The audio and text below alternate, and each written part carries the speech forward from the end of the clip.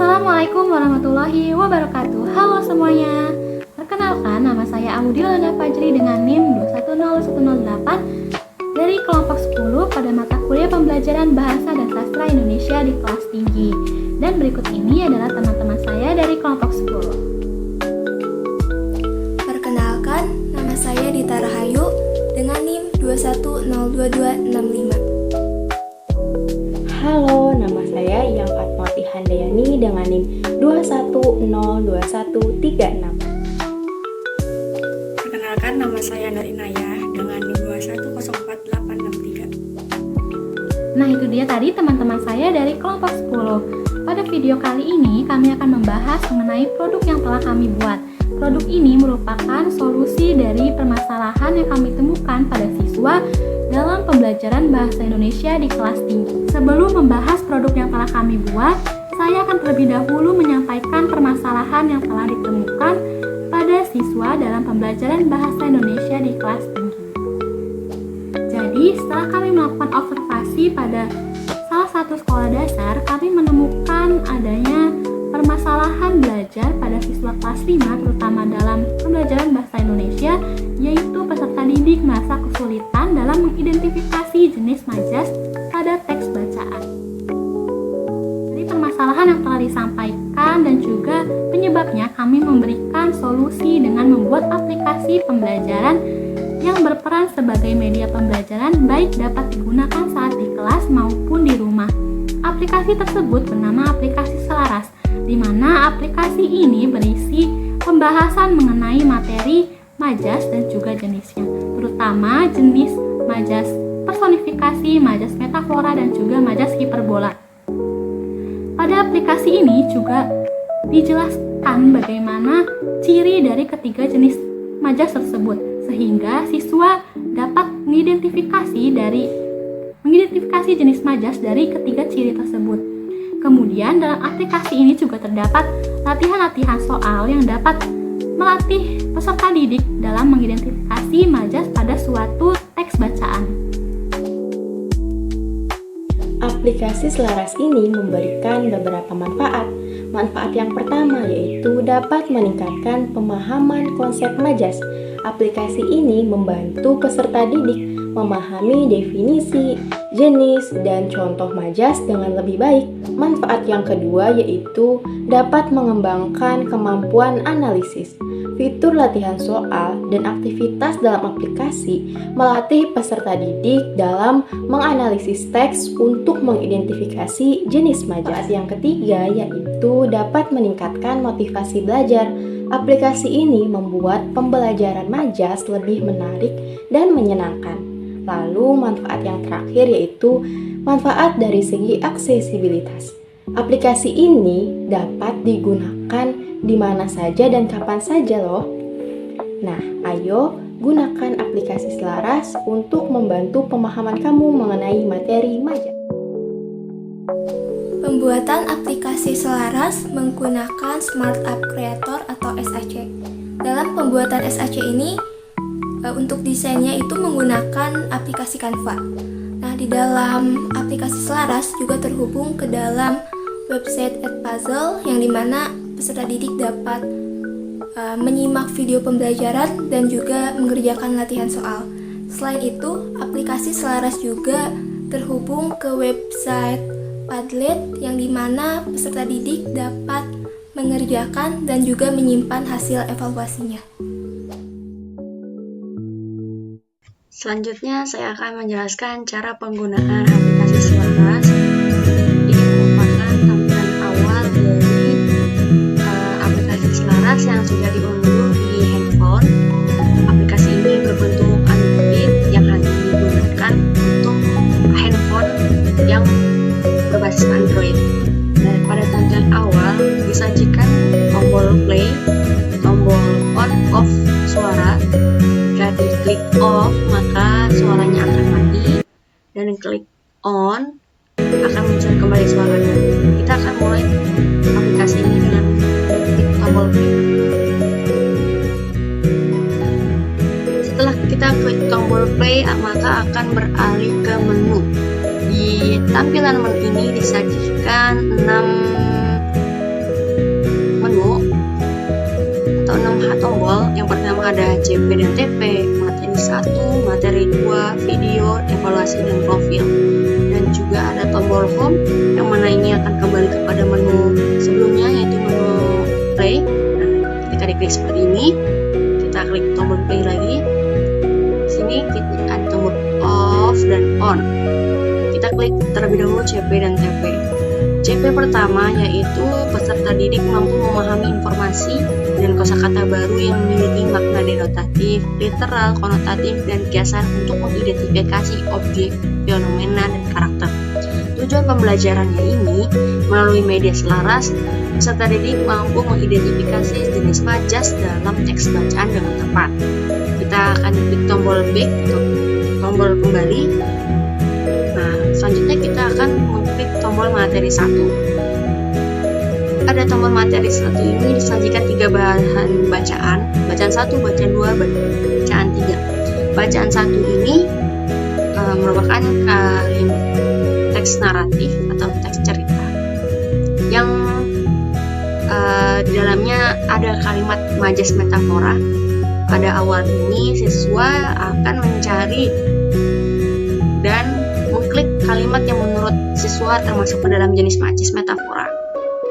Di sini ada kalimat 1 sampai 3. Kita akan klik kalimat yang majas metafora. Bola emas yang menyinari seluruh desa. Ketika siswa mengklik kalimat yang benar, maka muncul tampilan halaman seperti ini. Ada kalimat benar, kalimat tersebut termasuk ke dalam jenis majas metafora.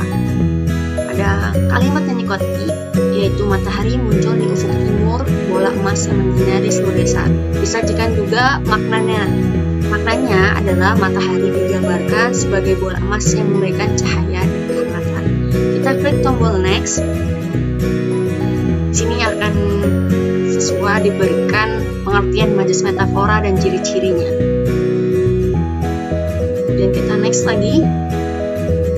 Kita akan kembali ke materi 1 yang terdiri dari bacaan-bacaan. Siswa akan mengklik bacaan kedua. Pada bacaan kedua ini, siswa diminta untuk mencari dan mengklik kalimat yang menurutnya termasuk ke dalam jenis majas personifikasi. Kita akan mengklik kalimat yang bukan majas personifikasi. Apakah halamannya akan berpindah atau tidak? Coba kita akan klik burung berkicau riang. Maka tidak ada interaksi apa-apa. Namun, ketika kita mengklik kalimat yang merupakan majas personifikasi, maka akan berpindah halaman seperti ini. Angin berhembus pelan membelai wajahnya seperti seorang ibu yang penuh kasih. Disajikan 3 maknanya sama seperti sebelumnya. Jelaskan juga pengertian majas personifikasi itu apa dan ciri-cirinya bagaimana. Kita klik tombol home. Bacaan ketiga. Bacaan ketiga ini merupakan teks narasi yang dimana siswa akan mencari jenis majas hiperbola. Kita akan membaca mana yang majas hiperbola.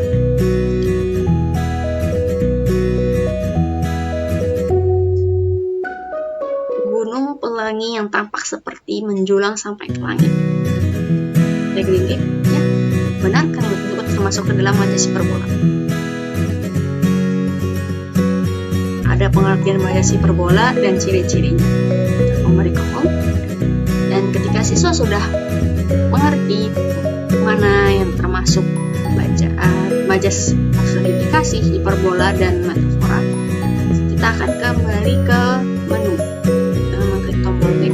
Kita akan ke materi 2. Nah, pada materi kedua ini akan dijelaskan pengertian apa itu majas.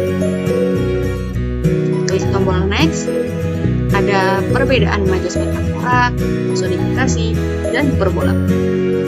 Kita klik tombol home. Kemudian kita ke video pembelajaran. Nah, pada video pembelajaran ini terintegrasi dengan aplikasi Edpuzzle, di mana ketika siswa menyimak apa yang disampaikan dalam video pembelajaran ini akan diberikan sebuah soal atau pertanyaan yang harus dijawab oleh siswa. Seperti ini. Kita klik tombol play, maka akan berganti ke halaman Add Puzzle.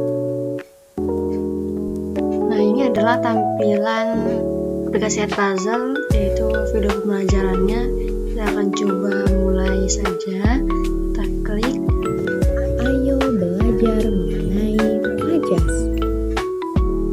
Ini merupakan pembelajaran pengertian majas, jenis-jenis majas, dan perbedaannya. Kita akan langsung saja ke soalnya yuk. Memilih majas. Nah, ini adalah pertanyaannya. Pilihan ganda. Apa yang dimaksud dengan majas? Kita akan menjawab yang A. Kita submit. Kalau nilainya benar, jawabannya benar, maka nilainya 100. Dan kalau salah, maka nilainya akan tidak bertambah. Selanjutnya kita balik ke aplikasi selarasnya. Sudah dikerjakan video dan tonton video aplikasi pembelajarannya. Kita kembali klik tombol back. Selanjutnya kita ke bagian evaluasi, lalu klik uraian. Uraian ini akan mengarah ke aplikasi Padlet, jadi siswa mengerjakan secara individual seperti ini.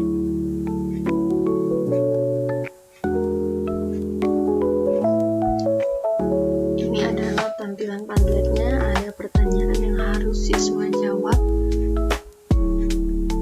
sampai seterusnya. Cara menjawabnya mudah saja, siswa tinggal klik tombol plus dan sini tinggal klik nama,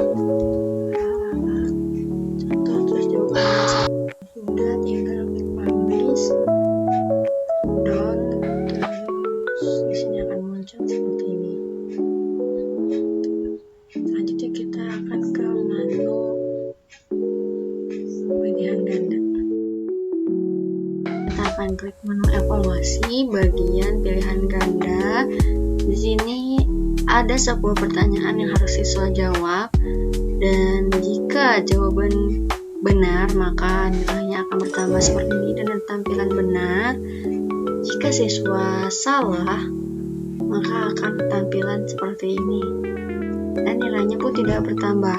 Siswa pun tidak dapat melanjutkan ke soal selanjutnya. Maka siswa harus menjawab yang benar baru dapat melanjutkan soal setelahnya, dan seterusnya sampai akhir. Ini adalah tampilan ketika siswa sudah mengerjakan dan terdapat nilainya.